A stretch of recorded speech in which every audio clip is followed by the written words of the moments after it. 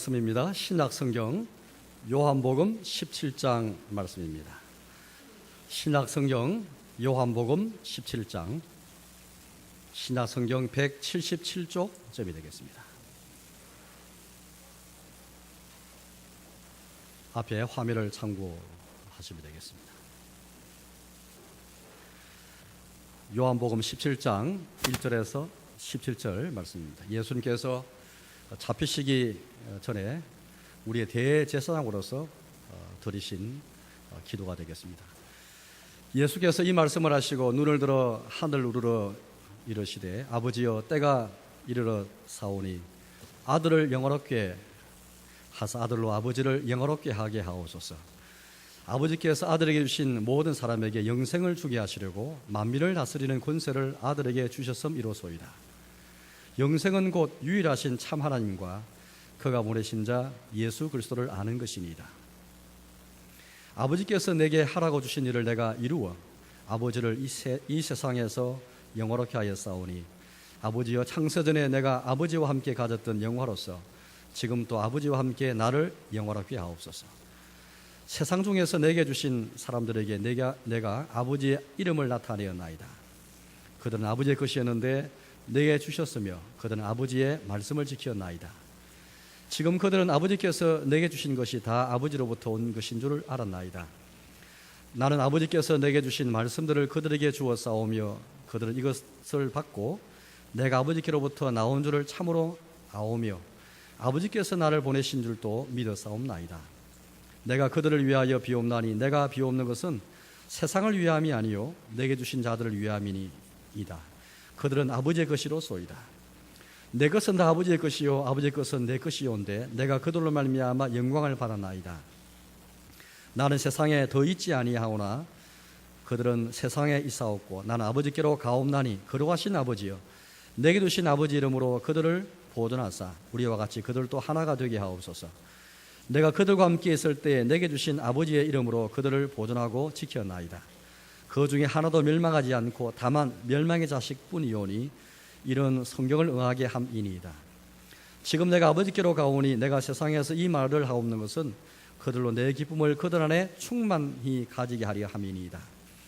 내가 아버지의 말씀을 그들에게 주어 싸움에 세상이 그들을 미워하였사오니 이는 내가 세상에 속하지 아니함 같이 그들도 세상에 속하지 아니함으로 인함이니이다. 내가 비옵는 것은 그들을 세상에서 데려가시기를 위함이 아니요 다만 악에 빠지지 않고 보존하시기를 위함이니이다. 내가 세상에 속하지 아니함 같이 그들도 세상에 속하지 아니하였사옵나이다. 그들을 진리로 거룩하게 하옵소서. 아버지의 말씀은 진리니이다. 아버지께서 나를 세상에 보내신 것 같이 나도 그들을 세상에 보내었고 또 그들 위하여 내가 나를 거룩하게 하오니 이는 그들도 진리로 거룩함을 얻게 하려 함이니이다. 내가 비옵는 것은 이 사람들만 위함이 아니요 또 그들의 말로 말미암아 나를 믿는 사람들도 위함이니 아버지여 아버지께서 내 안에 내가 아버지 안에 있는 것 같이 그들도 다 하나가 되어 우리 안에 있게 하사 세상으로 아버지께서 나를 보내신 것을 믿게 하옵소서. 내게 주신 영광을 내가 그들에게 주어 싸우니 이는 우리가 하나가 된 것 같이 그들도 하나가 되게 하려 함이니이다. 곧 내가 그들 안에 있고 아버지께서 내 안에 계시어 그들로 온전함을 이루어 하나가 되게 하려 함은 아버지께서 나를 보내신 것과 또 나를 사랑하신 같이 그들도 사랑하신 것을 세상으로 알게 하려 함이로소이다. 아버지여 내게 주신 자도 나 있는 곳에 나와 함께 있어 아버지께서 창세전부터 나를 사랑하심으로 내게 주신 나의 영광을 그들로 보게 하시기를 원하옵나이다. 의로우신 아버지여 세상이 아버지를 알지 못하여도 나는 아버지를 알아싸웠고 그들도 아버지께서 나를 보내신 줄 알아싸옵나이다. 내가 아버지 이름을 그들에게 알게 하였고 또 알게 하리니 이는 나를 사랑하신 사랑이 그들 안에 있고 나도 그들 안에 있게 하려 함이니이다. 아멘. 여러분 제가 이번 여행에서 하루에 당일치기 이렇게 갔다 온 곳이 있습니다. 두 곳인데요. 프랑스입니다. 우리가 올해 종교의 500년을 맞아서 유명한 개혁가가 이제 몇 사람 있지 않습니까? 칼빈이 있고 루터가 있는데요. 루터는 이제 독일 사람이고 칼빈은 프랑스 사람입니다. 제가 이제 머문 곳에서 2시간 반만 가면 이제 칼빈의 생가가 있기에 칼빈이 태어난 생가 그곳에 한번 가기를 결심했습니다. 그러면서 지도를 딱 그려보는데 거기 조금만 더 가면은 유명한 화가 아마 여러분 잘 아실 겁니다. 해바라기 또 별이 빛나는 밤 유명한 밀밭이라든지 그림을 그렸던 빈센트 반고가 그렇게 마지막 활동하는 그런 오베라라는 지역이 거기에 있었습니다. 그래서 저는 하루에 요것만 조금만 더 가면 되니까 다 프랑스 파리에서 한 30km만 떨어진 곳입니다. 그래서 요 지역을 두 곳을 이제 방문하기 결심하고 먼저 칼빈의 생가를 그렇게 가게 되었습니다. 그림을 볼까요? 제가 사진 하나 준비하는데요. 저곳이 이제 칼빈의 생가가 되겠습니다. 우리 칼빈 말은 많이 하고 많이 듣지 않습니까? 칼빈은 원래 태어난 곳은 프랑스 저기 누아용이라는 곳인데요. 그러나 고향을 던지고 나그네로 살던 사람입니다. 저희 두 사람의 인생을 이제 두 곳을 방문하면서 인생을 한번 생각해 봤거든요. 두 사람이 다 방랑자고 떠돌이 생활하는 사람입니다. 칼빈은 물론 이제 이전에 살았는 사람입니다. 55세를 살았는데요. 1509년에서 1564년에 죽은 사람이니까 55세를 살았고요. 빈센트 반고는 후대 사람입니다. 한 150년의 사람인데요. 1853년에서 그렇게 태어나서 1890년에 죽은 사람입니다. 37살에 죽은 사람입니다. 아주 젊은 청년의 나이로 그렇게 인생을 마감한 사람인데 저도 이 두 사람을 다 좋아합니다. 칼빈은 종교학자이기 때문에 그가 남긴 신학 유산을 너무 그렇게 우리가 너무 귀하기에 너무 우리가 좋아하고 또 반고는 너무 그렇게 또 그림을 너무 그렇게 잘 그려서 참 좋아하는 사람 중에 한 사람인데요. 다 좋아하실 것입니다. 반고는 그다음은 그림 보실까요? 이 생가를 이제 앞에 보시면 이제 그림이 붙이는데요. 반고를 제가 설명해드리면 저 그림을 하나 설명해드릴 텐데요. 저거는 물론 플랜카드입니다. 이제 생가 앞에 있는 붙인 그림인데요. 두 사람이 한 사람은 루터고 한 사람은 칼빈입니다. 못한 사람이 칼빈이고요. 그러니까 루터는 칼빈보다 좀 더 앞에 산 사람입니다. 물론 같이 좀 겹치는데요. 사는 주간이 1517년이 되지 않습니까? 이것은 루터를 기념하는 해입니다. 올해가 이제 2017년 1517년을 기점으로 해서 500년 되는 해인데 바로 그 해에는 종교학자 루터가 이 하나님의 복음, 이 이신칭의 복음입니다. 오직 누구든지 우리의 구주 예수를 믿음으로 하나님 앞에 은혜를 받아서 어르게 된다. 하나님 자녀가 된다는 것입니다. 이거는 사제든 가난한 사람이든 부자든 권세자든 왕이든 거지든 아무 상관없이 누구든지 동일한 그 하나님의 은혜로 동일한 믿음으로 하나님의 자녀가 되고 하나님 백성이 된다. 이신칭의 복음을 그렇게 성경에서 제일 발견했는데요. 그 이신칭의 복음에 근거해가지고 95개의 조의 논망문을 그렇게 제시한 해가 저 해입니다. 루터가 그렇게 있었던 독일의 비텐베르크 성에 교회 문 앞에 이거 붙인 거예요.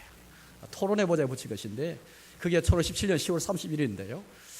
바로 그걸 기념하기 위해서 그걸 시발로 해서 종교가 일어나게 되었고 올해가 500년 되기 때문에 이제 종교 500년을 그렇게 축하하는 그런 해입니다.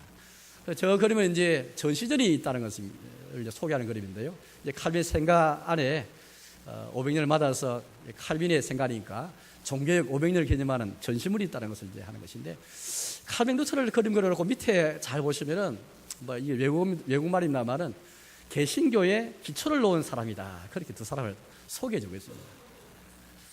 어쨌든 오늘 제가 이제 이 칼빈의 생가를 이제 보면서 저 안에 들어가 보니까 얼마나 한국 사람이 많이 같은지요. 방명록을 보니까 그냥 한글밖에 없어요. 한글. 처음 한글이에요. 심지어 장독에 온 게 아니고 감독에서도 오고 온갖 교단을 초월해가지고 다 와서 다 적고 간 사람들입니다. 저희 고신교단의 총회장 목사님도 제가 가기 얼마 전에 왔다 가셨고 제가 아는 이름도 거기서 발견할 정도로 그렇게 많이 왔다. 제가 이제 저 도착할 때 점심시간인데 2시간을 기다려서 오후 2시에 이제 열 때까지 기다렸습니다. 그래서 이제 카페에 들어가서 이제 같이 차를 마시고 있는데 주인하고 이야기를 하게 되는데요.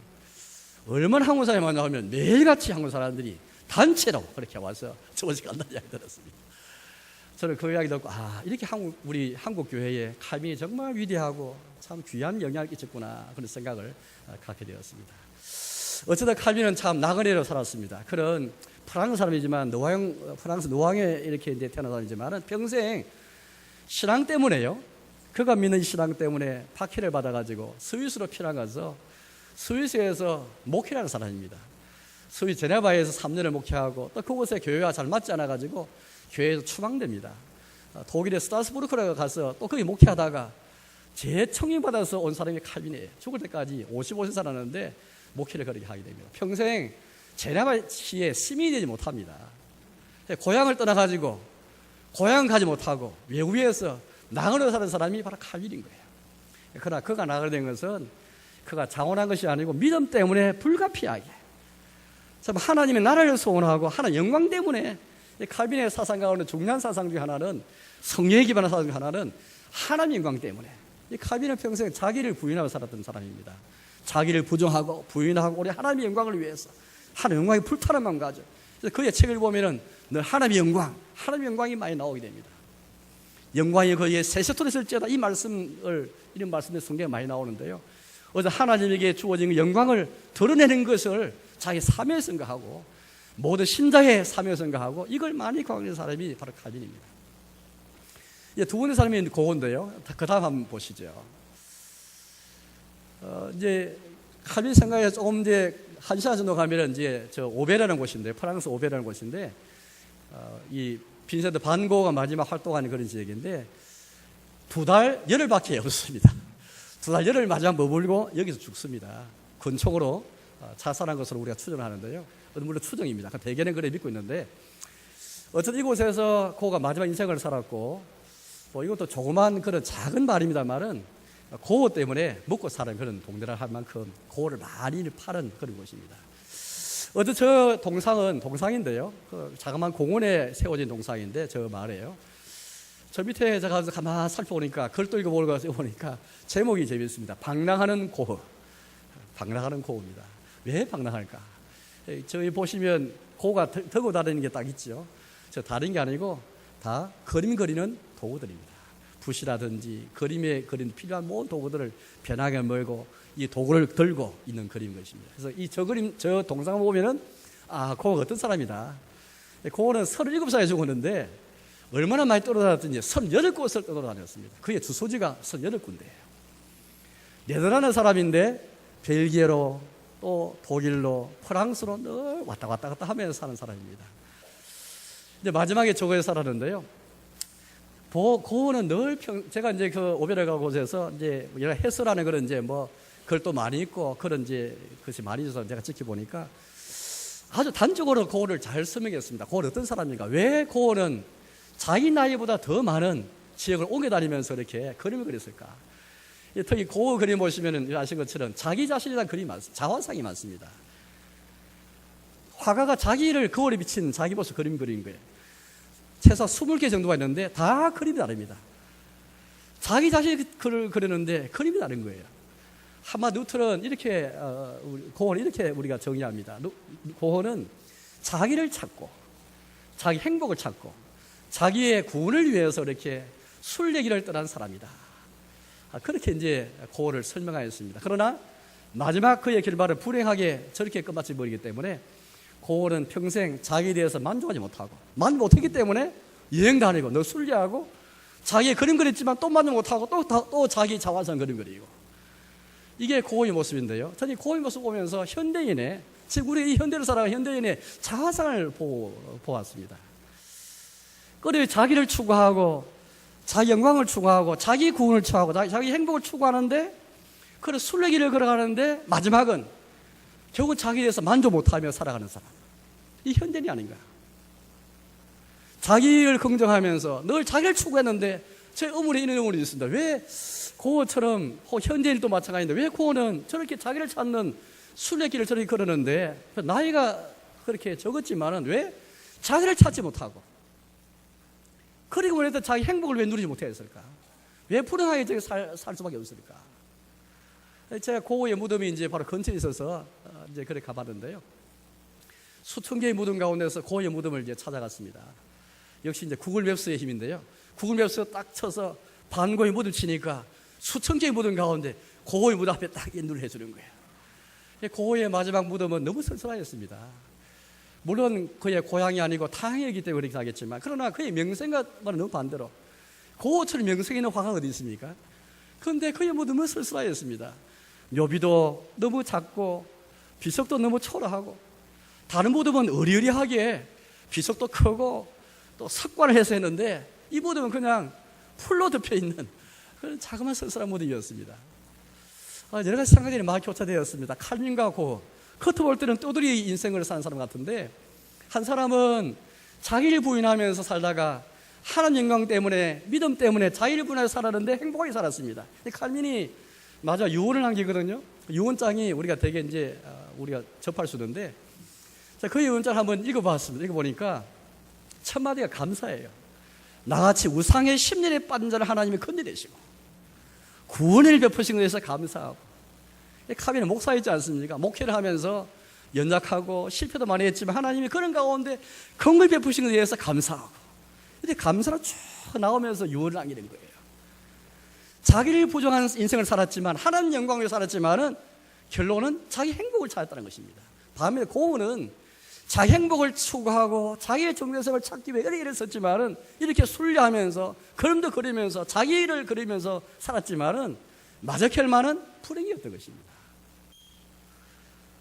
이 두 사람 인생을 비교하면서 제 자신을 한번 돌아보고 또 여러분들께 이런 질문을 던지셨습니다. 여러분들은 인생을 어디에 가장 궁극적인 목적, 내 인생을 살아가는 가장 첫째 목적 어디에 두고 계십니까? 혹시 칼빈처럼 하나님 영광을 위해 살아야겠다는 마음이 있습니까?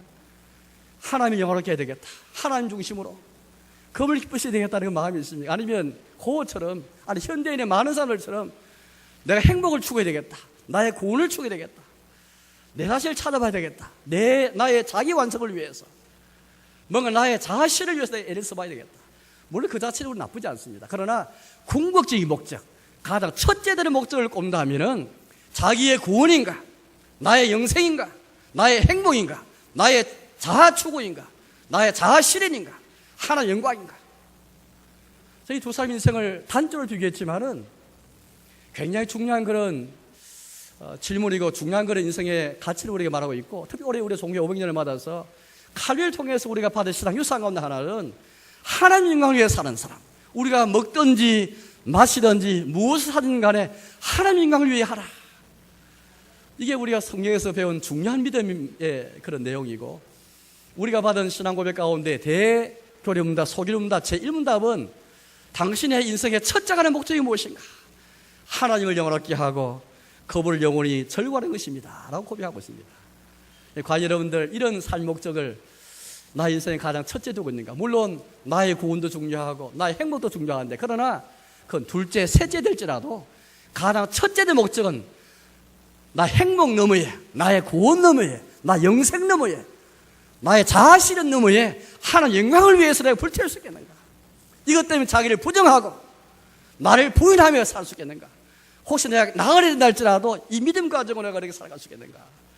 이런 도전을 한번 해봐야 되겠습니다. 이런 두 사람의 인생을 비교해보면서 저는 오늘 말씀이 생각이 났습니다. 예수님의 참 중요한 기도인데, 예수님이 체포되시기 바로 전에 우리의 중보자로서 대제사장으로서 들으신 기도인데요, 정말 간절한 기도지 않습니까? 이 세 가지 부분 나눌 수 있는데, 하나는 예수님 자신을 위해서 기도하시고요, 두 번째는 자기 제자들을 기도하시고, 세 번째는 이 제자를 통해서 나중에 믿게 될 하나님 백성, 우리 모두를 위해서 기도한 내용이 마지막에 나와 있습니다. 24절 말씀 보니까 오늘 요절 말씀인데요, 24절을 제가 다시 한번 읽어보겠습니다. 24절입니다. 아버지여, 내게 주신 자도 나 있는 곳에 나와 함께 있어 아버지께서 창세전부터 나를 사랑하심으로 내게 주신 나의 영광을 그들로 보게 하시기를 원하옵나이다.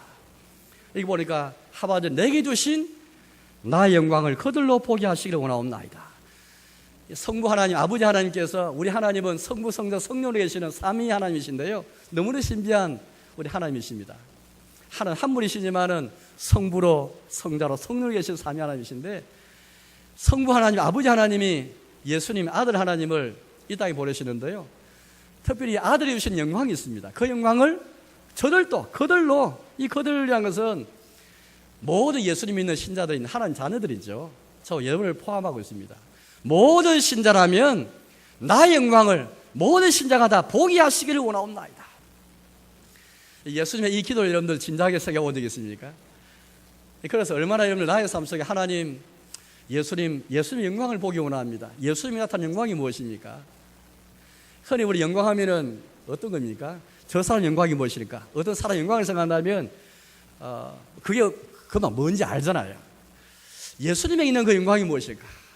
예수님에 있는 영광을 보면서 영광을 보는 가운데 영광을 바라보고 영광을 우리가 또 체험도 하고 그 영광 때문에 내가 즐거워하고 기뻐하고 그런 삶이, 그런 갈망이 나에게 있는 걸 한번 가만히 생각해 보시기 바랍니다. 여러분의 영혼 속에 혹은 우리의 가정 속에 우리 자녀들이 혹은 우리의 교회가 얼마나 하나님 영광을 사모하고 얼마나 주님의 영광, 예수님에게 나타난 영광, 예수님의 영광을 얼마나 우리가 보고 있는가, 믿음으로 더 큰 영광을 우리가 보기를 소원하는가. 예수님의 기도인데요, 이 기도를 따라서 얼마나 기도하고 있고 또 기도할 뿐 아니라 우리의 삶에서 이 기도를 따라서 우리가 살고 있는가. 이 근본적인 한번 질문을 한번 우리가 던져봐야 되겠습니다. 여러분, 저를 생각할 때 이 예수님에게 나타난 영광은 사실 예수님께서 이 땅에 오실 때부터 나타난 영광인데요, 이 요한복음은 영광이라는 말을 이해 못하면 예수님을 잘 알 수가 없습니다. 신앙생활에 영광이라는 말을 이해 못하면 신앙생활의 중요한 핵심을 하나 놓치게 됩니다. 그만큼 중요한 그런 개념이고 용어인데요, 요한복음 1장 14절 말씀 보니까 이런 말씀이 나옵니다. 우리 너무 잘 아는 말씀이잖아요. 앞에 화면을 보여주시오. 말씀이 육신이 되어 우리 가운데 거하심에 우리가 그의 영광을 보니 은혜와 진리가 충만하더라. 이 예수님은 태초부터 하나님과 함께 계셨던 말씀이었지 않습니까? 영원한 말씀, 노고스였습니다. 그분이 육신이 이렇게 땅에 오신 분이신데, 인간의 몸을 입고 오신 분이신데, 그때 제 아들이, 사람들이 물론 많은 사람의 영광이 감추었지만은 하나님의 자녀들은 우리가 그 영광을 보니 영광을 보았던 것입니다. 은혜와 진리가 충만한 예수님이 드러난 육신에 오신 분이신데 말씀이신 그분으로서 가지신 영광을 보면서 은혜가 진리가 충만해서 경험한 것이죠. 예수님이 갈릴리 가나라는 곳에서 첫 표적, 첫 기적을 행하셨는데요, 물을 가지고 포도주를 만든 사건 아닙니까? 2장 11절 말씀 보니까 그런 말씀이 그렇게 나옵니다. 예수님이 자기 영광을 나타내시니까 제자들이 믿었다. 2장 11절 말씀을 한번 보여주십시오. 한번 보여주십시오. 저렇게 말씀이 나옵니다. 예수님이 자기 영광을 드러내셨죠. 이 사건을 통해서. 여러분, 순수하게 중요하면 예수님은 자기 영광을 드러내셨고, 그리고 그 영광을 보고 제자들이 믿게 된 것입니다. 이 영광을 먼저 아버지가 먼저 아들을 주셨고요, 아버지가 아들을 먼저 영광을 하였고, 이제 아들이 우리의 영광을 주셨고, 그래서 우리 그 영광을 알게 되었고, 이처럼 이런 기적을 통해서 아들 예수님은 자기 영광을 드러내셨고 보여주셨고 나타내셨고, 제가 그 영광을 보고 예수 믿게 된 거예요.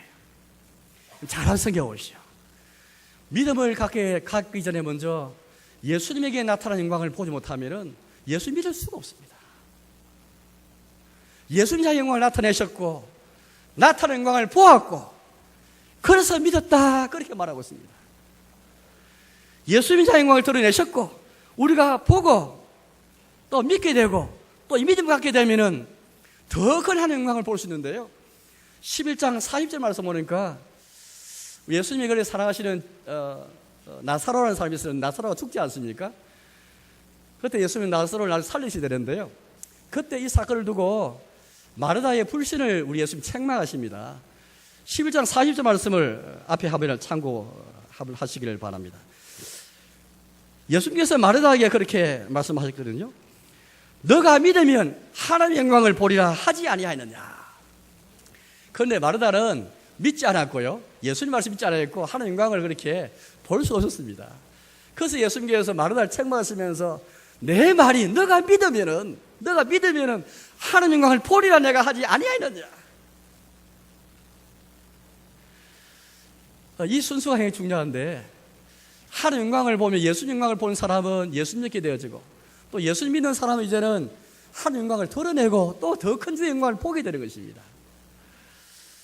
사랑하는 여러분, 저는 우리의 개인의 삶의 영혼 속에서, 우리의 가정에서, 우리 교회에서 얼마나 이제 주의 영광, 주님에게 영광을 얼마나 우리가 직시하고 보고 있고 그걸 경험하고 있고, 우리의 삶에서 또 예배에서 경험하고 있고, 또 그 영광을 얼마나 드러내고 주의 영광을 자랑하고 주의 영광을 고백하고 주의 영광에 감사하고 주의 영광을 칭송하고, 그래서 외국으로 나가서 전도도 하면서 선교도 하면서 주의 영광을 나타내고, 장차 하나님의 영광을 온 땅에 충만할 터인데, 온 열방에 가득할 터인데, 먼저 주님의 교회 속에 주의 백성들 가운데 나타낸 영광을 우리가 먼저 보고, 교회를 통해서 하는 영광이 세상에 드러나고, 칼빈은 그가 나가려 될지언정 하나님 영광을 위해 산 사람이었습니다. 그런데 왜 우리의 삶 속에, 저는 마음속에 왜 그럼 우리는 우리의 기도나 우리의 삶 속에 왜 주의 영광을 위한다는 이 말이 부족하고 어느새 이 용어가 사라져버렸고 왜 하나님 영광을 위한다는 이 고백이 우리가 실종되어 버렸고 하나님 영광을 위한 삶이 우리 가운데 불타지 않을까. 물론 근본적으로 하나님 영광은 많은 사람에게 주어진 것이 아니고 감춰졌습니다. 믿는 자에게만 열린 것이고 믿음의 눈이 뜨인 자에게만 그렇게 열리는 것인데요, 왜 우리가 하나님 영광을 보지 못할까? 몇 가지 이유인데, 한 가지는, 첫째는 우리가 예수님 알지 못하기 때문입니다. 예수님 알고 예수님 믿으면은 예수님에게 나타난 영광을 보게 되는데 우리 믿음이 없고 예수님 제대로 알지 못하기 때문에 예수님이 나타나는 영광을 보지 못하는 거예요. 두 번째는 세상 영광과 자기 영광에 취하기 때문에 세상 영광에 우리가 취해서 주의 영광을 볼 수가 없는 겁니다. 예수님께서 그런 말씀 있지 않습니까? 너희가 사람 영광을 취하기 때문에 너희가 내게로 나오지 아니한도다. 예수님 주변에 많은 무리가 있었지만은 정작 예수님께 청종하고 예수님 말씀을 듣는 자는 적었습니다. 왜 그랬을까요? 예수님께 가까이 오기 원했지만은 세상을 향한 영광, 세상 영광을 추구하고 자기 영광을 추구하다 보니까 예수님에게 나타나는 하나님의 영광을 볼 수가 없는 것이죠. 우리 역시 마찬가지인 것입니다. 우리가 교회에 출석하지만은 세상에 너무 흠뻑 취해 있고 너무 세상의 영광에 너무 재미가 그래 빠져버리면은 예수님에게 나타나는 하나님의 영광을 볼 수 없고 믿을 수 없고, 그럼 하나님의 영광을 위해서 내 인생을 던질 수가 없는 것입니다. 그럼 인생의 첫째 목적을 이룰 수가 없는 것입니다. 그래서 자기 영광을 위해 살아가고 교회를 출석하지만은 세상 영광에 심취해서 세상 영광에 빠져가지고 그 가운데 살아갈 수밖에 없는 것입니다. 주님 우리에게 원하시는 그 기도를 따라서 살지 못하고 주님 원하시는 그 길에서 이탈해 살아갈 수밖에 없는 것이죠. 또 왜 우리가 하는 영광을 보지 못할까? 왜 예수님을 보지 못할까? 생각해 보니까 우리가 교회를 출석하지만 자기의 구원, 나의 영생, 우리가 구원받는 게 중요하고 우리가 영생 얻는 게 중요합니다. 또 예수님께서 이 땅에 오신 것도 영생 주기 위해서 오셨습니다. 그러나 영생 얻는 것도 귀하고 죄 용서 받는 것도 귀하고 하는 자녀는 귀하지만, 그러나 그거 너머에 반고처럼 자기 행복을 추구하고 자기 구원을 추구했지만 그 이상으로 하나님 영광을 위해 살 수 있겠는가?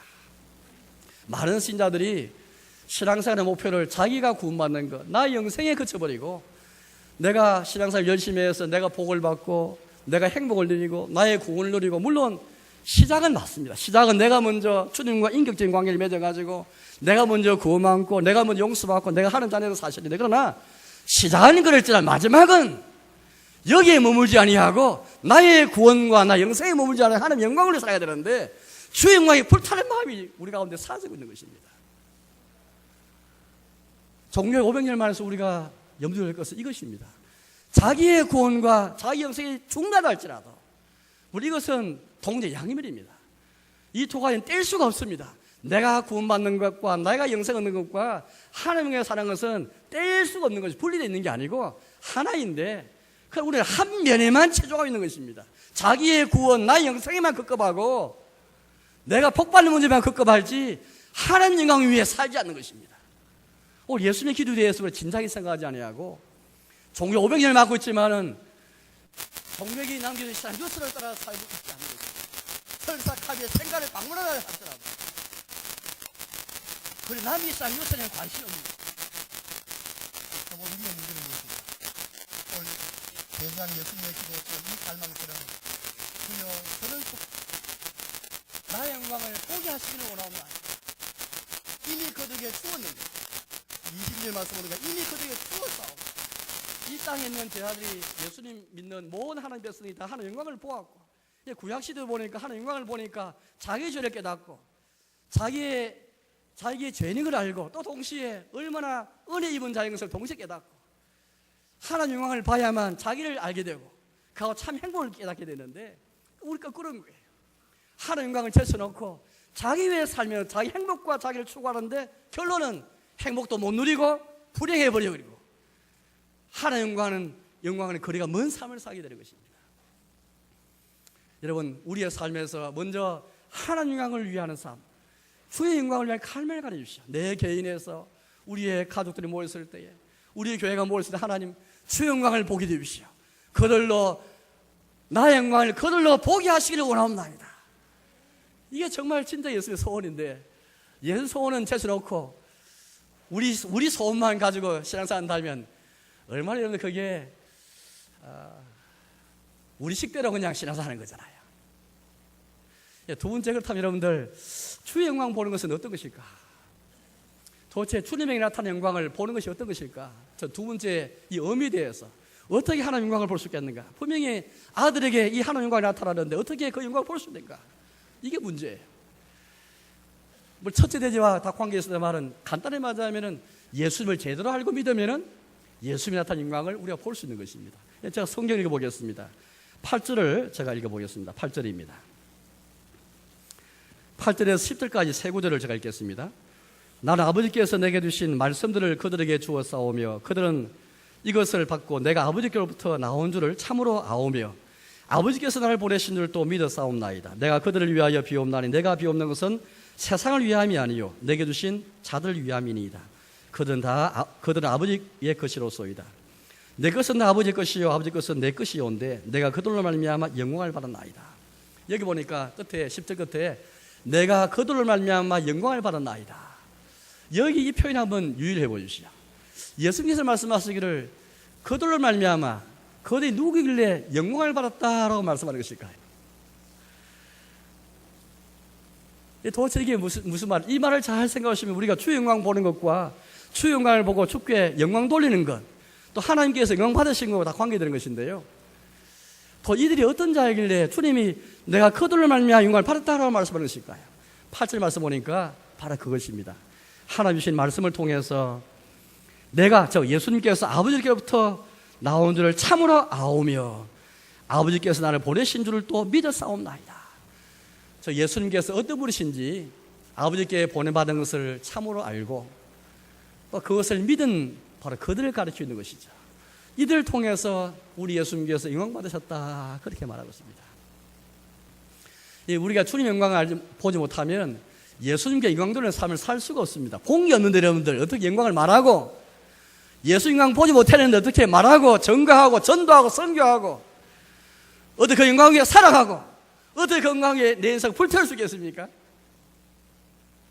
보고 듣는 게 있어야 우리가 말하는 것이죠.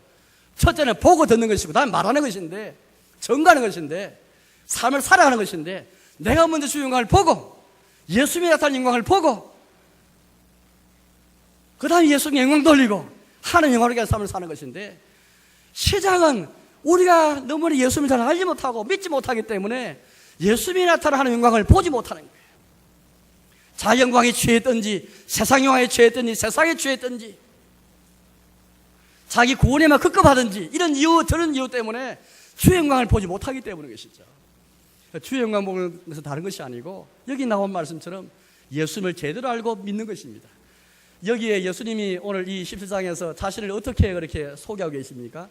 또 다른 성경에 우리가 뭐라 말씀하십니까? 제일 중요한 것은 이렇게 우리가 말씀하시는데요. 제가 한번 성경 읽어보겠습니다. 5절입니다. 5절.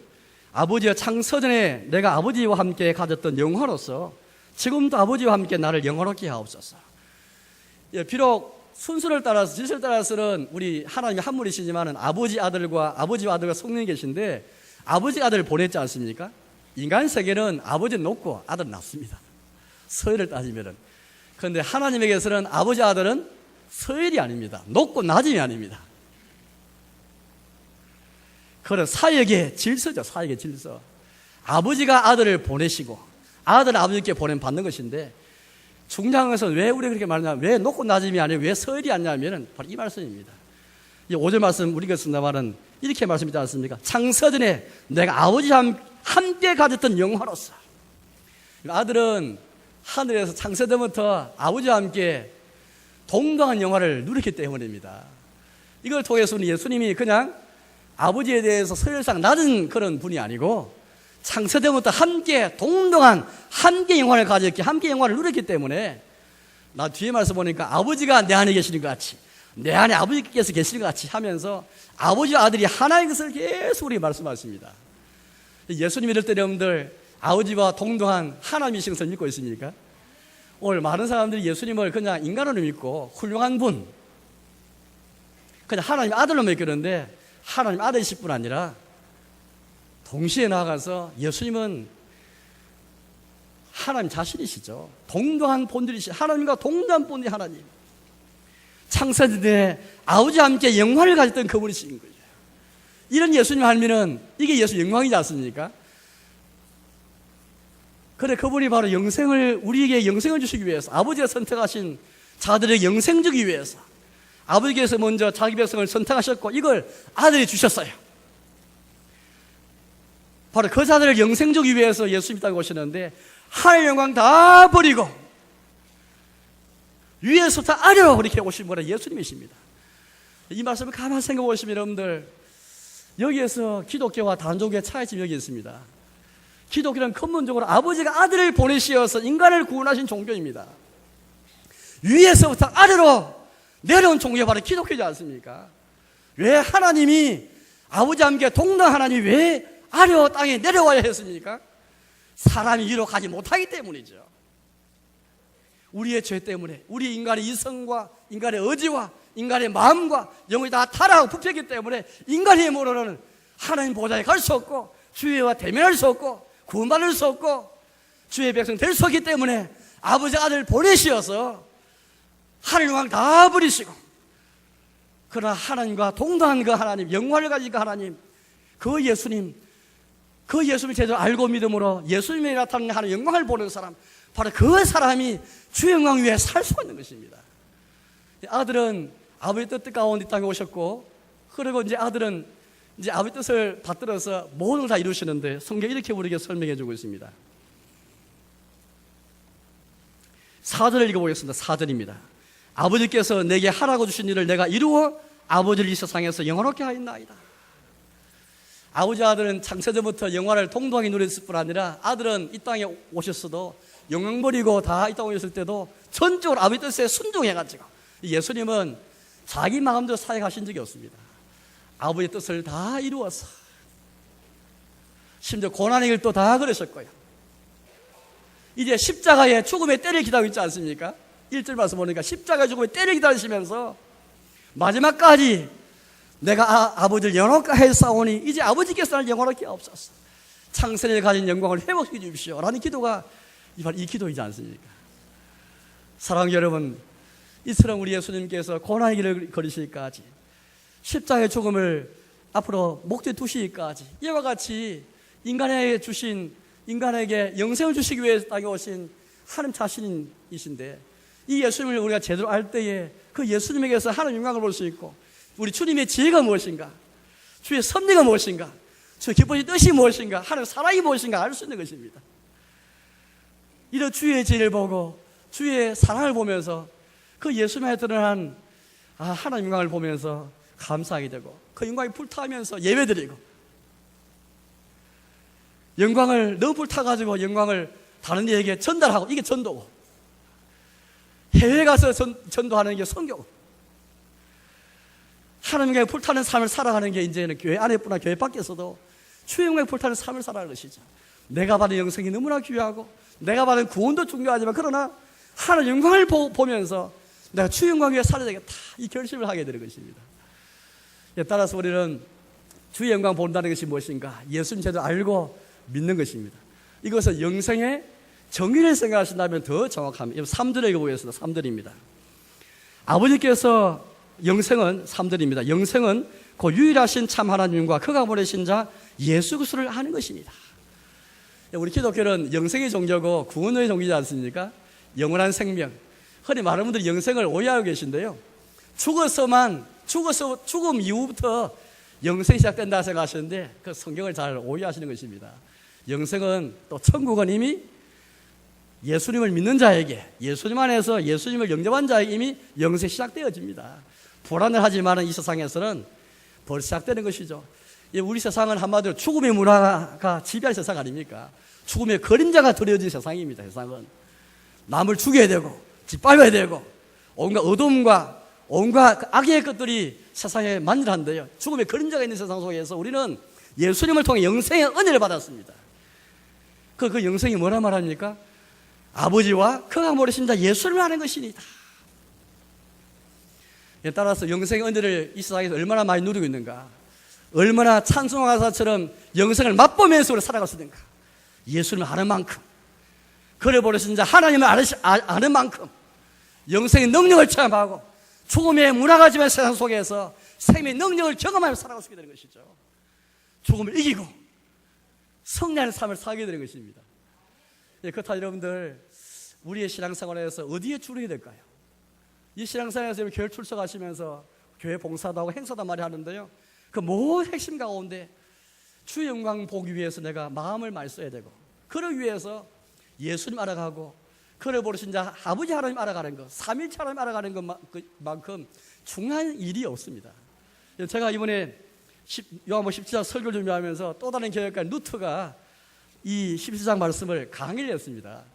한 100페이지 이상 되는 책인데요, 제가 좀 이렇게 책을 읽었는데 루터가 단적으로 말을 했습니다. 교회에서 우리가 모든 것 다 가질 수 있고, 교회에서 내가 모든 것 다 할 수 있고, 교회에서 모든 것 다 얻는다 할지라도 예수님에 대한 지식이 없으면 신장하리다, 그걸 말했습니다. 이 말씀 딱 강의하면서 예수님 모르면은 심지어 세상의 종교와 기독교 참 이거잖아요. 세상에도 하나님 다 믿습니다. 이슬람도 하나님 믿고 불교도 나름대로 신을 믿습니다. 문제는 글 수가 없는 하나님이죠. 글 수가 없는 신인 것입니다. 글 속에 나타난 하나님 영광을 보지 못하는 사람은 참 신자가 될 수 없습니다.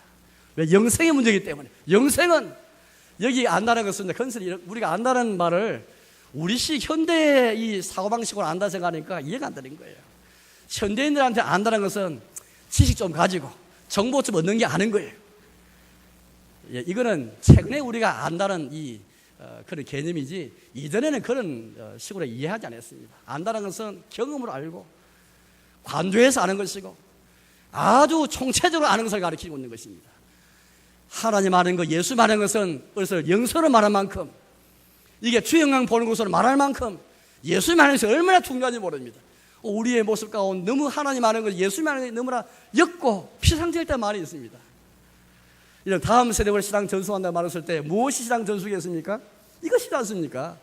예수님의 인식을 우리가 전달하고 주의 영광을 저희도 보게 해주시고 주의 영광을 위해 살아가게 하는 것, 이게 신앙 전수의 핵심이지 않습니까? 오늘날 교회에서 이것도 하고 저것도 많이 활동하는데 어디서 우리가 우리의 기본을 잃어버리고 건물을 잃을 때 참 많은 것 같아요. 하나님 영광을 위해 사는 삶을 잊어버리고 주의 영광을 보고 예수님 알아가고 하나님 알아가는 것에 너무나 우리가 때로 소위할 때가 참 많이 있는 것 같습니다. 사랑하는 교회 여러분, 우리의 삶 속에 어떤 것이 있을지라도 예수님과 그를 보내신 자 하나님 알아가는 것, 이를 통해서 주의 영광 보는 것만큼 우리의 교회에서, 우리의 가정에서, 우리의 개인에서 주의 영광을 사모하시기 바랍니다. 그렇다면 주의 영광 보기 위해서 또 예수님 알아가고 믿기 위해 주시는 수단이 있는데요, 이 마지막 말씀을 간단히 하고 마칠까 싶습니다. 하나님께서 이 주의 영광을 보기 위해서 예수님 알아가고 믿도록 하기 위해 주신 수단이 있는데 그것은 말씀인 것입니다. 아까 8절 말씀 모르게 이런 말씀 있지 않습니까? 8절 말씀 제가 일단 다시 읽어보겠습니다. 8절인데요, 나는 아버지께서 내게 주신 말씀들을 그들에게 주어 싸우며 그들은 이것을 받고 참으로 아오며 믿어 싸움나이다. 우리 아버지께서 아들에게 말씀을 주셨고 아들은 또 이 말씀을 우리에게 주셨는데요, 이제 믿는 자가 이 말씀을 받고 참으로 알고 참으로 믿었다, 그렇게 말하고 있습니다. 교회에서 우리가 제일 먼저 주라고 해서 말씀을 잘 받는 것입니다. 말씀을 잘 받아야만 알고 믿는 거예요. 예배는 여러분들, 제가 늘 강조하는 예배는 들으는 것만 있는 게 아닙니다. 흔히 옛날에 우리 예배를 본다 말하니까 예배는 보는 게 아니고 들은 것이다 말하는데 다 틀렸죠. 예배는 한편 받아야 되고 예배에서 받는 것 없이 들을 수가 없습니다. 말씀을 받고 성경 읽을 때 말씀을 받고 그래야 참으로 알고 믿는 것인데, 종교의 당시에 종교가들이 그렇게 함께 맞선 대상들이 많은데 그중 한 가지 뭔지 아니까 신령파였어요. 신령파. 너 영적으로 성령 강조하고 이 영파들이 말하는데 이 사람들은 성경을 경시해버렸습니다. 설교를 경시하고요. 주기도문 외우지 않고. 이거 제 말에 루트가 그걸 지적합니다. 루트가 요한 17장에서 이 말씀 강의하면서 우리 시대의 잘못은 뭐냐? 성경 경시하고 설교를 경시하고 성찬과 세례 성들을 경시하고 눈에 보이지 주기도문을 경시하고 사도신경 경시하고 이 영파락을 지적했습니다. 제가 칼빈성에 가서 중간 그림 하나 봤는데요. 이 그림을 하나 보여드리겠습니다. 액자로 나온 그림이 이게 좀 잘 안 나오는데 이 그림을 잘 보시면은 저울이 있습니다. 한쪽 저울에는 성경이 다 놓여 있습니다. 책 한 권입니다. 다른 표 보니까 사람들이 잡아당기고 그 밑에 시커멓게 생긴 마귀가 잡아당기고 아무리 잡아당겨도 성경 무기를 감당할 수가 없는 거예요. 이게 그 옆에 칼빈의 눈에 보이거든요. 우리 잘 알지 못하지만 칼빈이 딱 준비되어 있는데요. 칼빈의 사상은 첫째는 하나님 영광 신앙, 둘째 성령 중심의 신앙이었습니다. 칼빈이 기독교 강조라는 책을 쓰는데요. 그 서문에서 이런 말을 했습니다. 얼마나 성경을 강조했던지 아무리 옛날 사람이 이렇게 말해도 아무리 교회 전통이 이렇게 말해도 아무리 교회 습관이 이렇게 말해도 성경 읽어가지고 소란이 일어나도 성경 읽어가지고 그 새로운 가르침이다 불확실하다 이런 비난이 쏟아져도 오늘 성경을 소중히 여기는 것 성경의 무게를 그렇게 감당하고 싶다는 것 이걸 칼빈이 자기의 책 기독 강조에서 이걸 많이 강조하고 있습니다. 여러분 인생에서 주께 영광 돌리기 위해서 얼마나 성경을 소중히 여기고 있습니까? 성경의 무게가 얼마나 여러분 인생의 무게를 얼마나 무겁습니까? 때로 우리의 고난이 찾아와서 성경을 그렇게 잡아 당기기도 하고 또 심지어 칼빈이 말하기를 여기 체험이 있고 기적이 있다 말하면서 기적이 더 중요하지 체험이 중요하지 말해도 성경 무게를 감당할 수가 없습니다. 관습이 기적이 체험이 다른 사람의 말이 성경에 가려 소란이 나도 성경 무게를 감당할 수가 없는 거예요. 여러분 인생에 성경 무게가 얼마나 무게를 자리 잡고 있습니까? 성경만큼 우리 그렇게 우리 인생에 무게를 자리 잡을 것은 세상에 다른 것은 없는 것입니다. 성경이 정말 저런 저울처럼 무게를 잡을 때에 하나님 말씀을 받고 하나님 알아가고 예수 알아가면서 주 영광 보게 되는 것입니다.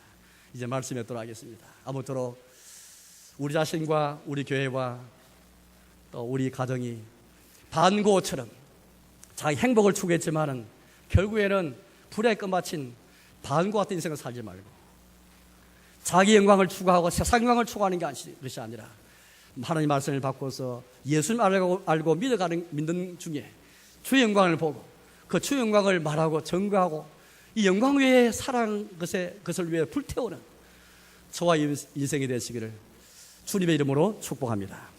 함께 찬송 부르겠습니다.